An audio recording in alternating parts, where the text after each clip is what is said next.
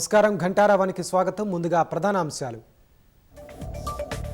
A B C D గ్రూపులుగానే SC వర్గీకరణ చేయాలన్న మందకృష్ణ. రాజకీయాలకు అతీతంగా మేలు చేయాలనే లక్ష్యంతోనే ఉన్నామన్న సీఎం. కుల గణాంకాల్లో బీసీ జనాభాను తగ్గించారన్న కేటీఆర్. సర్వేలో పాల్గొనని వారికి విమర్శించే హక్కు లేదన్న మంత్రి పొన్నం.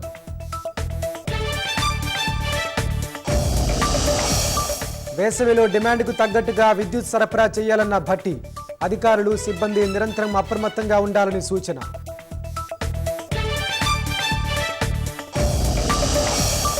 కుంభమేళా నుంచి తిరిగొస్తుండగా ఘోర రోడ్డు ప్రమాదం. మినీ బస్సును లారీ ఢీకొని 7 హైదరాబాదీల దుర్మరణం.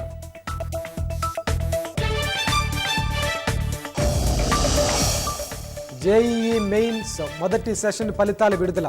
రాష్ట్రం నుంచి ఒకరు సహా దేశవ్యాప్తంగా 14 మందికి 100%.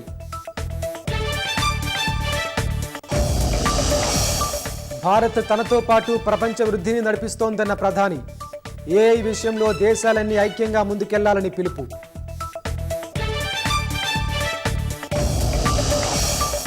ట్రంప్ టారిఫ్లతో స్టాక్ మార్కెట్లు కుదేలు. దాదాపుగా 9 లక్షల కోట్ల మదుపరుల సంపద ఆవిరి.